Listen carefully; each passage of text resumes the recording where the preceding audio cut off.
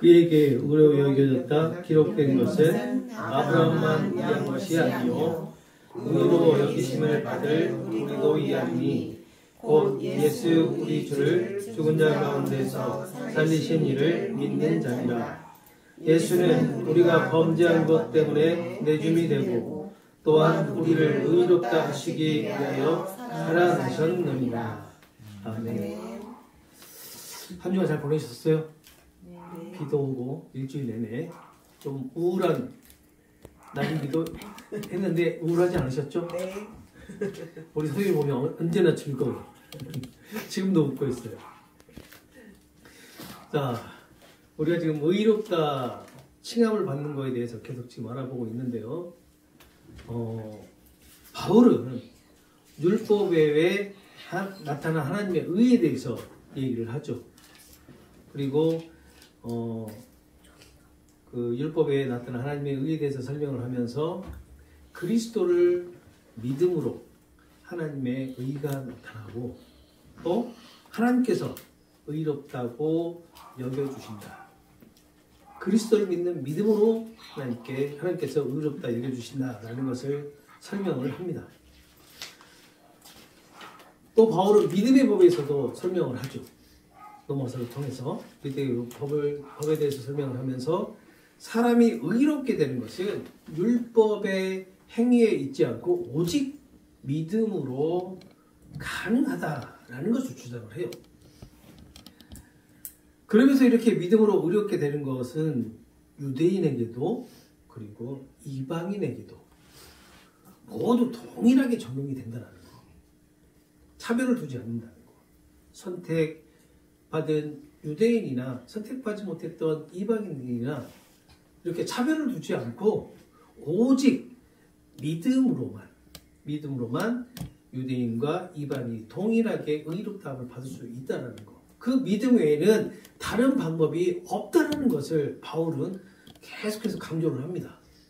이 의롭다함을 받는 칭의에 대해서 설명을 하면서 계속 지금 설명을 해요.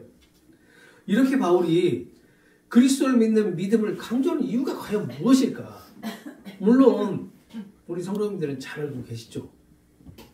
그런데도 불구하고 바울이 이렇게 그리스도를 믿는 믿음으로 의롭게 된다라는 것을 설명하는 이유, 그리고 바울이 전하는 이 메시지는 과연 누가 수신을 하느냐라는 것을 잘 생각을 한번 해봐야 되겠죠. 이 수신자들이 누구예요? 그리스도인들. 세상 사람들에게 이 메시지를 전하는 게 아니었어요. 바울이. 그리스도인들에게 이 메시지를 전한다라는 것은 그만큼 그리스도인이 의롭다고 하는 것을 받는 것에 대해서 가지고 있는 생각이 어떻게 했다? 바울과 달랐다라는 것을 알 수가 있잖아요. 잘못된 믿음, 잘못된 그 의롭다함에 대한 지식을 가지고 있었다는 거. 누가요? 그리스도인이요. 유대인들이 율법을 지키고 할례를 행하고 그리고 선한 삶이라고 하는 행위를 통해서 하나님께 의롭다함을 얻을 수 있다라고 주장을 하고 또 이런 행위들을 장려하고 권장했기 때문에 바울은 계속해서 이렇게 의롭다함에 대해서 지금 설명을 하고 있는 겁니다. 근데 엄밀히 따져보면 제가 유대인이라고 말씀드렸지만 유대인이 아니고 유대교에서 개종한 그리스도인이죠. 유대교에서 개종한 그리스도인. 물론 이들은 유대인들이에요. 유대인이지만 유대교를 섬기다가 유대교에서 그리스도교로 이렇게 개종한 사람들에게 지금 바울은 얘기를 하고 있는 거예요. 그런데 이 유대교에서 그리스도교로 개종한 사람들이 어떻게 여전히 예수님을 믿으면서도 여전히 어떻게 해요? 율법, 그리고 할례, 그리고 선한 삶, 이것을 본인 스스로도 지키려고 했고 그리고 주변에 있는 그리스도인들에게도 권장을 하고 권유를 했던 얘기예요. 그래서 바울은 이렇게 계속해서 하나님의 의가 나타나고 그 하나님의 의가 나타나서 우리에게 그 의가 적용되는 것은 그리스도를 믿는 믿음 외에는 다른 방법이 없다라는 것을 계속해서 반복해서 얘기를 하는 겁니다. 그만큼 중요한 거잖아요. 이것이. 그래서 바울은 제약된 이 세상에 나타난 하나님의 의를 유대인의 조상인 아브라함이 그 하나님께 의롭다 인정을 받은 것을 구약에 있는 내용, 그 말씀들을 인용해서 지금 설명을 하고 있는 것이 바로 사장의 내용이죠. 사장의 말씀이었잖아요. 구약의 내용을 인용한 것을 잠깐 보면요, 이렇습니다. 바울은 아브라함이 행위로 의롭다함을 받은 것이 아니고 언약의 말씀을 믿고 하나님을 신뢰함으로 의롭다함을 받게 되었다라고 설명을 하죠. 그리고 다윗 왕을 예를 들면서 다윗 왕이 의롭다함을 받은 것은 하나님의 은혜로 그 다윗 왕 자신의 불법, 그 불법을 사함을 받고 그리고 죄가 가리워짐에 대한 확신과 그리고 그 제사함이 가려졌다는 것을 믿었기 때문에 의로 여겨졌다라고 지금 구약에 기록된 내용을 지금 바울은 인용해서 설명을 하고 있는 거예요. 그리고 할례를 예를 들어서 아브라함이 할례 받기 이전에 의롭다함을 받았다라는 것을 강조를 하죠. 아브라함이 행한 할례는 어떤 거였어요? 아브라함이 의롭다고 인정을 받은 것에 대한 증표였잖아요. 증표. 유대인이 행한 할례로는 의롭다함을 받을 수 없다라는 것을 강조합니다. 할례를 행한 자나 할례를 행하지 않은 자나 믿음으로 말미암아 의롭게 된다는 것을 바울은 강조해요. 이게 너무나 중요한 겁니다. 이것이. 여기서 할례를 받은 자나 할례를 받지 않은 자나 의롭게 된다. 예수님을 믿는 믿음으로 의롭게 된다라는 이 개념은 우리에게도 적용이 되는 거예요. 우리는 할례를 받지 않는 자에 속하잖아요. 그런데 우리가 의롭다라고 하나님께 인정을 받는 것은 오직 예수님을 믿는 믿음으로만 가능하기 때문에 우리에게 적용이 되는 거죠. 유대인들을 제외한 모든 이 전 세계 그리스도인들이 바로 여기에 해당된다라고 볼 수가 있는 거죠. 그리고 또 상속자에 대해서 예를 들죠. 상속자에 대해서 예를 들면서 하나님의 나라의 유업을 이을 자가 선민 유대인이나 이방인이나 오직 그리스도를 믿는 믿음, 그 믿음으로만 상속자가 될 수 있다라는 것을 설명을 합니다. 그리고 아브라함이 의로 여겨진 것은 아브라함이 바랄 수 없는 중에 바라고 믿었기 때문에 가능했다라고 얘기를 하는데 바로 그 내용이 뭐였죠? 하나님께 해주신 그 후손에 대한 언약, 약속, 그리고 아브라함 자신이 많은 조상의 민족의 조상이 되게 하시겠다라고 하는 그 언약의 말씀을 듣고 아브라함이 정말 소망이 없는 가운데 어떻게 소망을 품게 되잖아요. 소망을 가지게 됩니다. 그리고 그 소망이 반드시 이루어질 것을 확신하고 믿었어요. 바로 이것이 아브라함의 의로 여겨진 것이다 라고 설명을 하죠. 바울은. 그리고 지금까지 우리가 살펴본 4장에서 바울이 주장했던 그 의롭게 되는 것에 대한 결론 부분이 오늘 본문입니다. 결론 부분. 4장에서의 결론 부분입니다. 이 결론 부분에서 바울은 동시대의 사람들, 그러니까 동시대 사람들이란 뭘까요? 바울과 지금 현재 논쟁을 벌이고 있는 유대인 그리스도인들, 그리고 이방인 그리스도인들에게 아브라함의 믿음이 어떻게 적용이 되는지 말씀을 해주고 있고, 또 이 동시대, 바울과의 동시대 그 논쟁을 하고 있는 유대인 그리스도인이나 이방인 그리스도인뿐만 아니라 오늘을 살아가고 있는 모든 그리스도인들에게 이 아브라함의 믿음이 어떻게 적용이 될 것이냐 라는 것에 대해서 말씀을 해주는 부분이 바로 오늘 본문이에요. 지금까지는 유대인과 이방인에 대해서만 서로 대조를 하고 이렇게 설명을 했다면 이 오늘 결론 부분인 세 구절에서 모든 그리스도인들에게 모두가 다 적용되는 그 방법을 얘기해 주고 있는 겁니다. 자, 먼저 23절을 한번 보시겠습니다. 23절 보시게 되면 그에게 의로 여겨졌다 기록된 것은 아브라함만 위한 것이 아니요 라고 얘기를 하고 있죠. 아브라함이 하나님께서 약속하신 것을 이루시는 분이라는 것을 확신한 것이 그에게는 의로 여겨졌다라고 성경에 기록되었지만 이것은 아브라함만을 위한 것이 아니다라고 지금 23절에 시작을 하죠.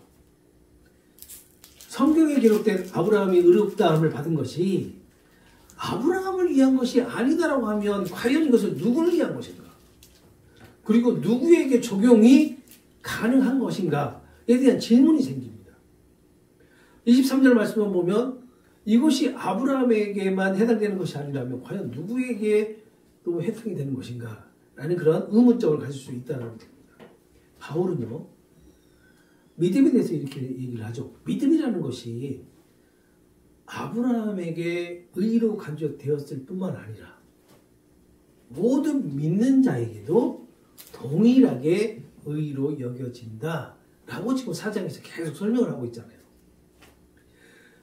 아브라함의 믿음으로 의롭다 하심을 받았을 뿐만 아니라 아브라함의 본을 따라서 예수 그리스도를 믿는 모든 사람 역시 믿음으로 의롭다 하심을 받는다라고 지금 바울은 말하고 있는 거고, 이것이 바로 아브라함 외에 모든 사람들에게 이 의롭다함이 적용이 된다라는 것을 지금 설명을 하고 있는 거라고 할 수 있죠.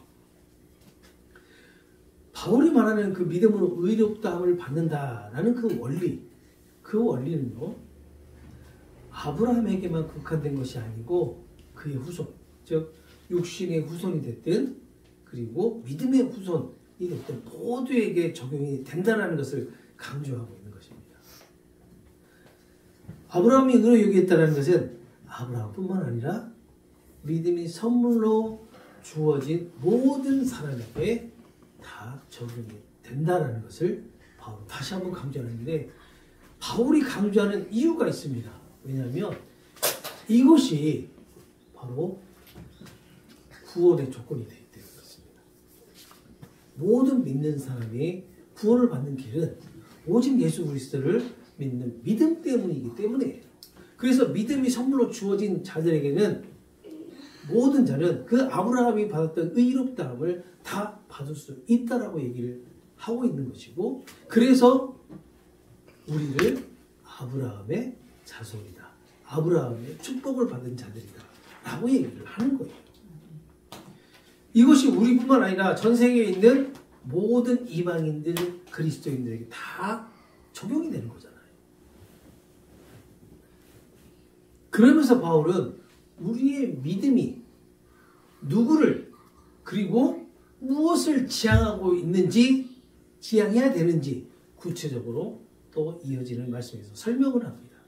그것이 24절, 25절이죠. 24절을 보시면 의로 여기심을 받은 우리도 이해합니다. 그러니까 아브라함만을 위한 것이 아니라 의로 여기심을 받을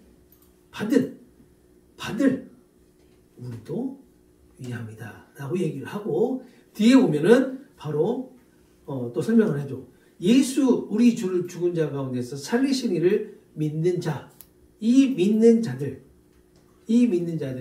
그 의로 여기심을 받는 자들이다 라고 얘기를 하잖아요. 자, 여기서 우리의 믿음이 누구를, 무엇을 지향하느냐에 대해서 얘기하고 있죠. 예수 우리 주를 죽은 자 가운데에서 살리신 이 누구죠? 하나님. 우리가 그 하나님을 믿는 것이고, 우리가 지향하는 것이 예수님을 살리신 그 하나님이 지향하고 있는 것이다 라고 이렇게 부연 설명하고 있는 거예요. 이 말씀을요, 유대인의 신약 성경이라고 하는 그 책에서 번역된 것을 보면 이렇게 되어 있더라고요. 우리 주 예수님을 죽은 자 가운데서 살리신 분을 우리가 믿었기에 분명히 의롭다고 여겨진 우리를 위해서도 성경에 쓰였다라고 이렇게 번역을 해놨더라고요. 여기 24절에 우리라는 표현을 사용하고 있는데, 바로 그 우리는 누구를 의미하는 것일까? 바로 예수님을 죽은 자 가운데서 살리신 하나님을 믿는 모든 자들을 의미하고 있는 겁니다. 모든 자들. 이처럼 24절은요, 우리의 믿음의 주체가 누구인지를 구체적으로 설명을 해요. 아주 명확하게 설명을 하죠. 그리고 모든 그리스도인들의 그 믿음의 주체는 24절에서 예수 우리 죽은 자를 우리 주를 죽은 자 가운데서 살리신 하나님이라고 딱 못 박아서 얘기를 하잖아요.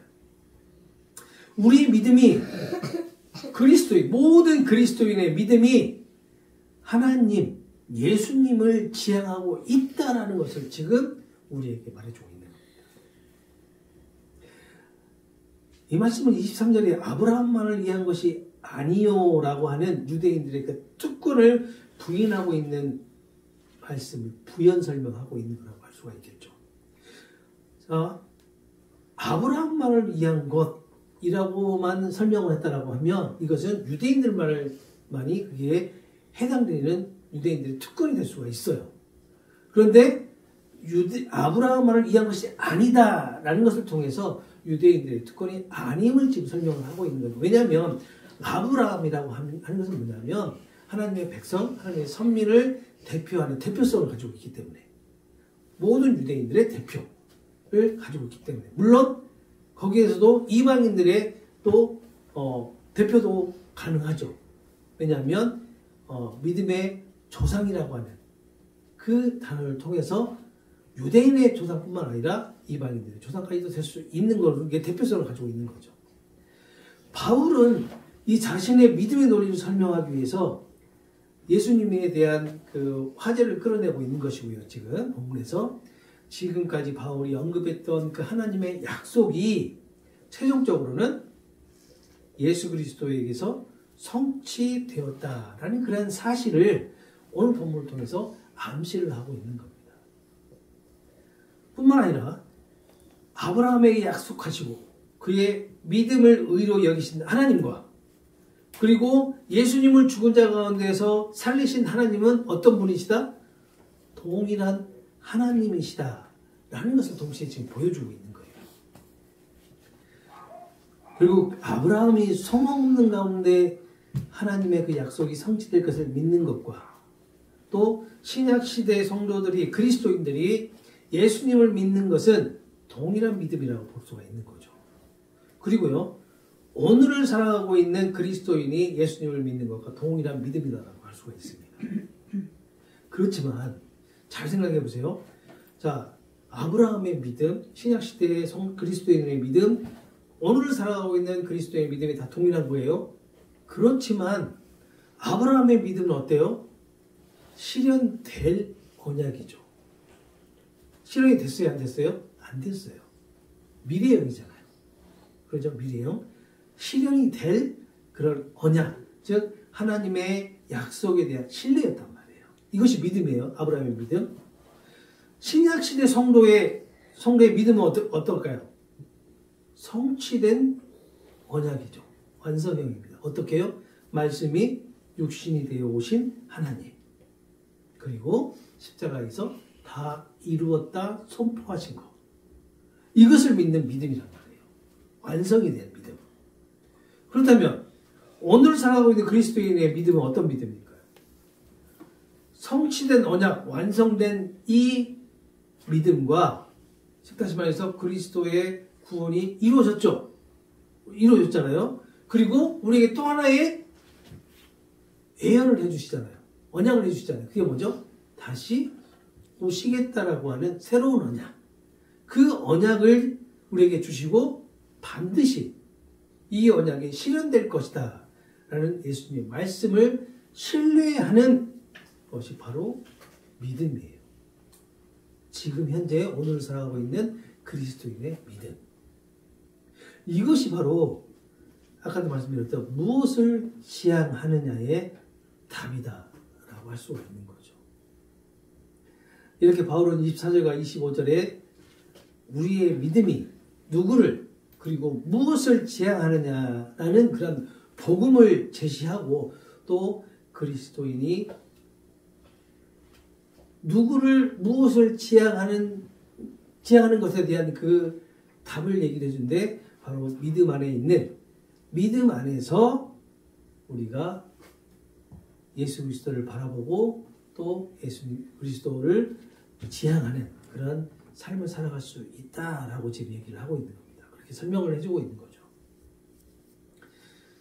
그에 대한 좀 더 구체적인 설명을 하면 이렇습니다. 예수 우리 주를 죽은 자 가운데서 살으신 이를 믿는 자, 이 죽은 자를 살리신 이를 믿는 자라는 이 믿음과 예수는 우리가 범죄한 것 때문에 내줌이 되고 또한 우리를 의롭다 하시기 위해서 살아나셨다라고 하는 이 복음을 지금 바울은 제시를 하는데, 이 복음을 좀 더 살펴보면 우리가 범죄한 것 때문에 라고 하는 그 그리스도를 넘겨주시는 그것은 예수님께서 십자가에서 달리셨다는 것을 의미하게 되죠. 그리고 우리를 의롭게 하시기 위해서라고 하는 그 말씀의 의미는 그리스도가 부활을 하셨다라고 하는 그 복음을 우리에게 제시하시는 것과 같은 겁니다. 그러니까 십자가의 달리심, 십자가의 죽으심과 부활이라고 하는 복음을 우리가 24절과 25절에서 우리에게 제시를 하는 거예요. 복음을. 바울은 예수 그리스도의 사건, 즉 복음을 그리스도인에게 적용시키면서 우리의 범죄와 그리고 우리를 의롭다 하심을 서로 대조를 시켜주고 있고요. 그리고 내어줌이 되었다는 것과 살아나셨다라는 것을 서로 대조하면서 복음을 설명을 하고 있는 겁니다. 그러니까 이 내어줌과 살아나심이 없으면 우리가 의롭다함을 받을 수 있는 길이 없다라는 것을 다시 한번 강조를 하는 거죠. 예수 그리스도를 지금 강조하고 있는 건데요. 예수 그리스도가 아니면 우리가 의롭다함을 받을 수 없다라는 것을 다시 한번 재차 바울은 설명을 하고 있는 거예요. 이렇게 길게 의롭다함에 대해서 설명하는 이유를 우리는 다시 한번 꼭 생각을 해봐야 됩니다. 우리 스스로도 과연 의롭다함의 이 말씀에 대해서 신뢰를 하고 있는지 다시 한번 생각을 해보고요. 이 말씀을 통해서 동시대, 1세기의 그리스도인들이 과연 이 말씀이 선포됐을 때, 바울이 선포했을 때 그 바울의 선포된 그 말씀을 믿었느냐 믿지 않았느냐, 신뢰를 했느냐 신뢰를 하지 않았느냐라는 것을 우리가 다시 한번 생각해 볼 필요가 있다는 겁니다. 왜냐하면 우리 신앙생활에 가장 중요한 포인트가 될 수가 있어요. 내가 구원을 받았냐 받지 않았느냐라는 것을 우리가 한번 점검해 볼 그런 계기가 될 수도 있는 겁니다. 내가 구원을 받았다는 것은 내가 어떻게 신뢰를 하지? 이렇게 우리에게 주어진 말씀을 통해서 신뢰를 하는 거거든요. 그런데 지금 살아가고 있는, 이 시대를 살아가고 있는 그리스도인들은 이런 말씀에서 무엇인가를 찾으려고 하지 않고 어떻게 해요? 무언가 일어나는 현상들 내지는 나에게 나타나는 그런 일들을 통해서 확신을 가지려고 한단 말이에요. 그러다 보니까 어떻게 해요? 불확실성의 원리가 계속 적용이 돼요. 내가 구원을 받았나? 내가 의롭다함을 받았나? 내가 아닌 것 같은데 라는 그러한 불확실한 그런 의문들이 자꾸 던져진단 말이에요. 말씀에서 벗어나니까 그렇습니다. 말씀에서 벗어나니까. 그런데 오늘 본문을 4장의 우리 결론본을 보니까 이미 예수님이 십자가에 내어주고 그리고 내어주신 예수님이 다시 살아나셨다는 그 말씀 안에서 우리가 이미 의롭다함을 받았다고 바울은 얘기를 하고 있잖아요. 이미 우리에게 메시지를 던져주고 있단 말이에요. 그런데도 불구하고 이것을 신뢰하지 못한다는 얘기는 뭐냐면요. 이것에 대해서 정확하게 설명하지 않는다는 거게 되죠. 그러다 보니까 자꾸 신뢰를 못하는 거죠. 그래서 무엇인가를 자꾸 찾아요. 왜냐하면 1세기 때 그리스도인들이 예수님이 이렇게 우리를 위해서 이렇게 죽고 다시 살아나셨다라는 것을 바울은 목이 터져라 설명하고 다녔을 거란 말이에요. 그런데도 불구하고 유대인 그리스도인들이 어떻게 해요? 무엇을 찾아요? 좀 더 완전한, 좀 더 완벽한 그것을 찾잖아요. 그러다 보니까 뭘 찾았어요? 할례, 율법, 선한 삶 이런 것들을 찾았단 말이에요. 마찬가지로 600여 가지가 넘는 그런 모든 율법의 행위들을 예수님을 믿으면서도 해야 된다라고 그들은 믿었단 말이에요. 그러니까 어떻게 돼요? 막 하잖아요. 오늘날 뭐예요? 우리가 무엇인가를 해야 되지 않겠냐라고 막 주장하는 모든 것들이 거기에 해당이 되겠죠. 그런 것 때문에 그렇습니다. 예수님께서 그리스도인을 위해서 내어줌이 되었다는 것, 우리 죄를 위해서 대속의 죽음을 의미하고 있잖아요. 우리를 위해서 살아나셨다는 것, 이것은 대속의 결과인 바로 의롭다함을 보증하고 선포하고 있는 것과 같은 의미를 가지고 있는 겁니다. 유대인들이 바울이 유대인들에게 예수님의 그 대속의 죽음에 대해서 이렇게 자세하게 설명하지 않은 이유가 있을 거예요. 왜냐하면 아마도 저는 이렇게 생각합니다. 이사야서 53장 1절에서 9절을 보게 되면 이 구약에 나와 있는 말씀을 통해서 이미 메시아의 고난에 대해서 설명을 하고 있어요. 다시 말하면요, 이사야서에 대한 이 내용을 유대인들이 읽어봤을까요? 안 읽어봤을까요? 읽어봤죠. 읽어봤죠. 왜냐하면 이 구약의 성경이 유대인들에게 주어졌으니까. 그래서 이 유대인 그리스도인들은 반드시 이 사실을 알고 있었기 때문에 알고 있었을 것이다 생각하고 바울은 자세하게 설명을 하지 않습니다. 오늘 로마서에서는요. 그리고 또 이방인들을 한번 생각해 볼까요? 이방인들은 구약 성경이 알고 있을까요? 모르고 있을까요? 이방인들은 몰라요. 왜냐하면 이방인들에게 성경이 주어지지 않았기 때문에, 성경 말씀이 주어지지 않았기 때문에 몰라요. 그렇기 때문에 예수님의 사건이 논리적으로 어떻게 설명이 되고 어떻게 증명이 될 수 있는 그런 성격이 아니잖아요. 그러다 보니까 이방인들에게는 예수님의 그 사건에 대해서 구약 성경을 인용해가지고 굳이 증명하지 않아도 되었을 거예요. 아마 그렇게 구약 성경을 인용한다 한들 이방인들은 그에 대해서 이해를 하지 못했을 것이라는 얘기죠. 왜냐하면 구약 성경에 대해 전혀 모르기 때문에. 그래서 오히려 바울에게는요, 이 예수 그리스도의 죽으심과 이 부활의 내용이 지니고 있는 그 하나님의 비밀이 있죠. 그 비밀을 바울은 밝혀서 유대인 그리스도인들과 이방인 그리스도인들에게 증거를 해주는 것이, 가르치는 것이, 교육을 시키는 것이 더 유익한 것으로 아마 판단되었을 거예요. 그래서 바울은 5장에서 8장까지 그리스도의 십자가와 부활이 그리스도인들에게 어떤 의미가 있는지, 여기서 말하는 그리스도인은 누구예요? 유대인, 이방인 모두 다 포함된단 말이에요.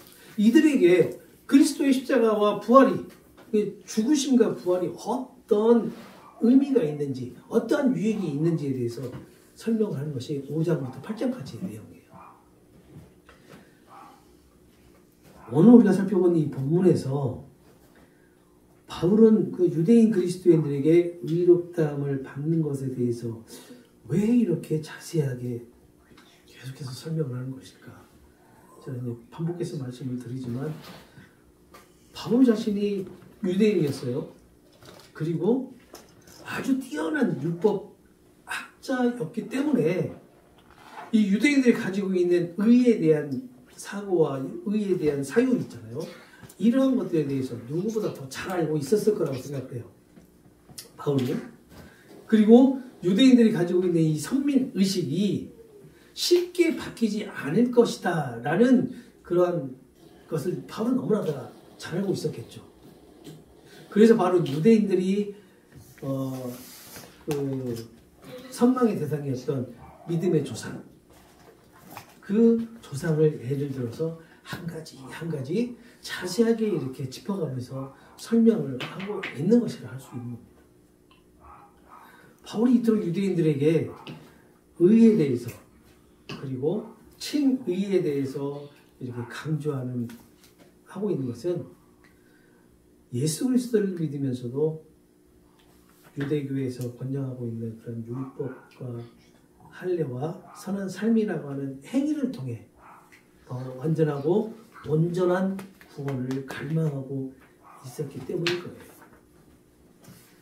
예수님은 오늘 살아가고 있는 그리스도인들에게 예수님을 통하지 않고서는 하나님 아버지께 갈 자가 없다라고 분명히 말씀을 하셨습니다.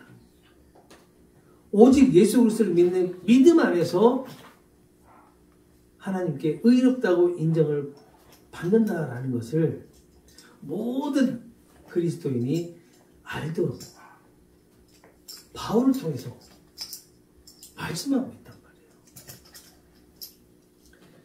이것이 바울을 통해서 우리를 의롭다 여기기 위해서 증거하고 있는 것은 아닐까요? 그런데 우리 스스로 어때요? 우리 스스로 믿음이라고 하는 신앙의 기준이라고 하는 그런 율법을 만들어서 나 자신을 그 율법의 테두리에 이렇게 가두죠. 이렇게 가둬가지고 그 내가 만든 율법을 다른 그리스도인들을 정죄를 하고 심판을 하는 도구로 삼고 있다라는 것을 우리 서로 잘 알아요. 여러 번 말씀을 들었기 때문에 잘 알고 있어요. 그런데 그러한 것들이 너무나 많이 지금 교회 안에서 이루어지고 있다는 거예요. 나의 믿음의 기준, 나의 신앙의 기준이 그분들은 그냥 믿음이고 신앙일지 모르겠지만 그것이 바로 자신이 만든 율법이라는 것을 모르고 그렇게 행한다는 거예요.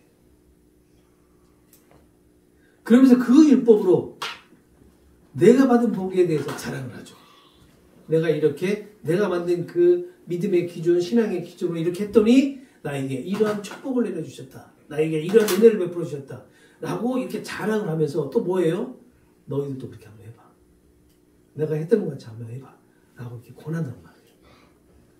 마치 그렇게 하면 더 큰 은혜, 더 큰 복을 받을 수 있는 것처럼 이렇게 막 말을 하고 있잖아요. 이렇게 자기 스스로 만든 율법이라고 하는 테두리, 이 테두리는 성경 말씀과는 전혀 상관없는 자신만이 가지는 신앙의 루틴이라고 제가 말씀드렸죠. 맞습니다. 스스로 정한 신앙심을 지키는 방법이란 말이에요. 이것이 전혀 성경적이지 않아요. 성경과는 전혀 다른 자신만이 가지고 있는 신앙의 루틴, 믿음의 루틴이라고 볼 수 있죠. 그리고 그 믿음을 유지하기 위해서, 신앙심을 지키기 위해서, 유지하기 위한 하나의 방법으로 본인 스스로가 그걸 터득해 가지고 지금 활용하고 있는 거예요. 그런데 이것이 마치 하나님의 말씀이냐, 성경에 쓰여진 말씀이냐, 이것을 그대로 다른 사람에게 적용시키고 있는 것이 지금 현실이에요. 현실. 그리고 자신이 하고 있는 그 스스로 그 신앙생활에 만족하지 못하고 또 스스로 느껴지는 그 결핍들 있죠. 결핍들. 믿음 생활하면서 신앙생활하면서 느껴지는 결핍들. 그리고 스스로 만족하는 것들. 이것들을 정당화하고 합리화시키는 하나의 도구로 지금 사용을 해버립니다. 그런 것들. 특히 스스로 만족하는 것은 거의 없을 거예요. 오히려 더 내가 결핍으로 느껴지는 그런 믿음, 신앙의 생활 이런 것들을 어떻게 해요? 내가 만든 그 율법의 테두리 안에서 정당화시켜버린단 말이에요. 합리화시켜버리고. 그러니까 나는 언제나 완전한 믿음 생활을 하고 있고 온전한 믿음 생활을 하고 있는 것과 같은 거예요. 말은 그렇게 하지 않아요. 말은 입술을 통해서 하는 말은 그렇게 하지 않지만 본인이 만들어놓은 그 율법의 테두리 안에서 이미 만족하고 있는 거예요. 왜냐하면 이미 하나님께 정당을 받았고 합리화 받았기 때문에 그렇게 생각을 한다는 거예요. 그렇게. 아마 이런 것과 좀 같은 걸 거예요. 똑같은 맥락으로 대형교회 목사님이 하시는 설교를 들으면 그 하나님의 음성이다라고 이분들은 생각을 합니다. 그리고 막 맹목적으로 이렇게 추정을 해요. 그런데 작은 교회 목사님들이 이렇게 얘기를 하면 그렇게 썩 긍정적으로 받아들이지 않아요. 왜 저렇게 얘기를 하지? 이렇게 얘기를 한단 말이에요. 그 마치 대형교회 목사님들이 그 설교하는 그 내용들은 하나님께서 영적인 그런 대단한 능력을 부어주셔가지고 설교하고 있는 걸로 제가 생각을 하고요. 작은 교회 목사님들은 그렇지 않다라고 스스로 판단을 해버리는 거죠. 그래서 그러잖아요. 대형교회 예배에 참석하는 그 것만으로도 어떻게 해요? 이미 뿌듯해요. 그 예배에 딱 들어가는 순간부터 이미 벅차오르는 감정이 본인을 사로잡아버립니다. 그래서 나는 이미 은혜를 다 받아버렸어요.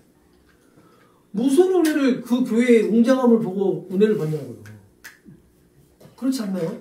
하나님의 말씀을 통해서 은혜를 받아야 되는데 그것은 아니고 이미 그 말씀이 선포되기 전에 그 성가대의 그 웅장한 그 찬양이라든지 아니면 그 교회의 그 웅장한 그 규모라든지 꽉 차, 몇천 명이 꽉 차 있는 그런 부분을 보면서 이미 다 은혜를 받아버렸어요.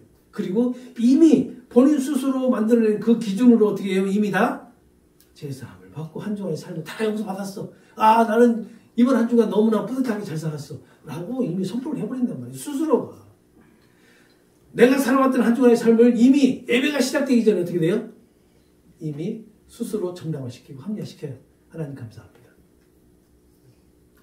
이게 지금 오늘날 그 대형교회에서 이루어지는 예배예요. 예배에 참석하는 분들의 모습이에요. 제가 유튜브를 보니까요. 누구라고 얘기하면 너무나 잘 아는 목사님이신가 유튜브에 딱 틀었는데 이렇게 나오는 거예요. 은혜를 받기 위해서는 그릇을 준비해야 된다. 자, 우리 성도님들 잘 아시죠? 맞아요, 틀려요? 맞는 말인가요? 내가 은혜를 받기 위해서 더 많은 은혜를 받기 위해서는 내가 그릇을 준비해야 된다. 라고 설교를 하시더라고요. 이 말을 듣는 순간 가슴이 덜컥 내려가더라고요. 어떻게? 나는 그릇이 작은데. 나는 그 은혜를 못 받겠다. 이게 맞냐고요. 이렇게 설교를 하시더라고요. 그러면 은혜가 무엇일까? 은혜가. 내가 은혜를 받을 수 없는 그릇이기 때문에 우리에게 주어진 은혜 아닌가요? 내가 하나님의 도저히 사랑을 받을 수 없는 자인데 내가 하나님의 사랑을 받는 것이 은혜 아니겠냐고요. 내가 구원을 받을 수 없는 자인데 구원을 받는 것이 은혜인데 내가 그 은혜를 받기 위해서 그릇을 준비한다면 이건 조건적인 은혜 아닌가요? 내가 무엇인가 해야지만이 은혜를 나에게 주시고 내가 큰 대야를 준비해 놓으면 그 대야만큼 가득 채워주시고 내가 조그마한 종지를 준비하면 그만큼 주신다는 그런 의미가 되잖아요. 그런 은혜가 아니죠. 그런데 그렇게 설명을 하시더라고요. 너무 기가 막혔습니다. 은혜가 무엇일까? 아마 그분은 이 설명을 하시면서 은혜가 우리에게 주어지는 일상의 축복들 그런 거에 대해서 설명하시기 그렇게 했을까요? 그런데 은혜는요 한 가지뿐이에요. 뭐죠? 우리를 구원하시는 은혜. 그 하나뿐인 거예요. 어떻게 하나님의 은혜를 얘기하면서 그거 외에 다른 것을 얘기할 수 있을까? 라는 생각도 했습니다. 그렇다면 은혜를 받기 위해서 무엇인가 그릇을 준비해야 된다는 그 말은 어떻게 보면요 정면적으로 하나님의 은혜를 부인하는 것과 같은 뜻이죠. 저는 같은 것이라고 판단을 했습니다. 그러면 저분은 하나님 믿지 않는 겁니다. 어떻게 은혜라는 것을 설명을 하면서 그에 대한 설교를 하면서 저렇게 조건적인 은혜를 설명을 하고 있는 것일까? 그렇다면 이것은 하나님의 은혜를 예수님께서 십자가에 달려주셔서 주시고 나를 구원하신 그 은혜를 부인하는 것이다. 라는 생각을 가지게 되었습니다. 그러면서 또 한 가지가 생각이 나더라고요. 하나님 나라를 확장하는데 우리가 무엇인가를 해야 된다고 하는 그 말 자체도 하나님의 전지전능하시고 하나님의 완전하심을 부인하는 것과 같은 거예요. 그래서 이 말도 마찬가지예요. 대형교회 목사님이 이 말을 하나님 나라의 확장을 위해서 우리가 무엇을 해야 한다는 이 말이 잘못된 것이라고 얘기를 하니까 다들 맞다라고 얘기를 했는데 어느 교회 부목사가 얘기를 하니까 교단의 가르침을 거스리는 자라고 아예 낙인이 찍혀버린 정도로 그렇게 정죄를 하더라고요. 이게 지금 이 시대 교회에서 선포되고 있는 거예요. 하나님 나라 확장을 위해서 우리가 무엇인가 해야 된다라고 말하는 그 말 자체는요. 하나님을 정면으로 부인하는 것과 같습니다. 믿지 않는 거예요. 절대 그런 말 쓰지 마. 우리 교회 성도님들은 그 말 절대 쓰지 마세요. 그리고 우리 교회 성도님들은 은혜하면 바로 나를 구원해 주시는 은혜, 이거 외에는 없다. 이렇게 생각하세요. 그 외에 거 우리에게 따라오는 것들 있잖아요. 그것은 하나님께서 우리를 구원해 주신 것에, 구원해 주셨기 때문에 우리에게 따라오는 것들이지, 사실은요, 우리가 아프고 병에 걸리고 하는 그 모든 것들 다 우리에게 주어진 은혜란 말이에요. 그러면 내가 죽을 병에 걸렸어요. 그 은혜를 받았단 말이에요. 그것도 맞잖아요. 그래서 준비해야 되겠네요. 그런 말씀 자체가 다 잘못된 개념에서 오는 거죠. 그러면 그 성도님들이 뭘 바라겠어요? 내가 더 큰 은혜를 받기 위해서 무엇을 해야 될까 생각하고 준비하겠죠. 그러면 우리 얼른 생각나는 게 뭐예요? 헌금, 봉사, 그리고 모든 교회에서 이루어지는 시스템에 참여해야 되고, 모든, 그것보다 더 심한 거 있죠. 목사님에 와서 맹종을 해야 되고 하는 그런 것들이 자연스럽게 나올 수밖에 없는 거예요. 그래야만이 은혜를 받을 수 있다고 하니까. 이 잘못된 은혜에 대한 개념이 결국은 성도님들을 악의 구렁텅이로 빠뜨리고 있는 것 같은 거예요. 우리 성도님들이 제발 그렇게 생각하지 말아주시기 바랍니다. 바울은 1세기 그리스도인들이 스스로 만들고 있는 이러한 신앙의 루틴과 또 스스로 합리화하려고 만들어진 기준들을 반박하기 위해서 예수 그리스도를 믿는 믿음 안에서 주어지는 의롭다함을 강조하고 있었던 겁니다. 그리고 오늘 살아가고 있는 그리스도인이 만들어가고 있는 이 신앙의 기준들, 그리고 루틴을 지적을 하면서 오직 예수 그리스도만을 믿는 믿음을 강조하고 있다는 것을 우리는 기억해야 됩니다. 그거 외에는 없어요. 이것이 바로 우리를 의롭다고 하시기 위해서 우리에게 주시는 메시지란 말이에요. 오직 예수님을 통해서만 우리가 하나님 앞에서 의롭다고 인정을 받을 수 있습니다. 하지만 안타깝게도 많은 그리스도인들이 여전히 이것을 부인한다는 거예요. 자신의 신앙 기준을, 루틴을 이렇게 만들어서 하려고 한다는 거예요. 그러고 있기 때문에 어느 날 몇몇 목사님들, 아니 많은 목사님들을 통해서 이것을 강조하고 가르치고 하고 있는 것은 아닐까 생각이 듭니다. 다시 한번 강조합니다. 그리스도인이 의롭게 되는 길은요, 오직 예수 그리스도를 믿는 믿음뿐입니다.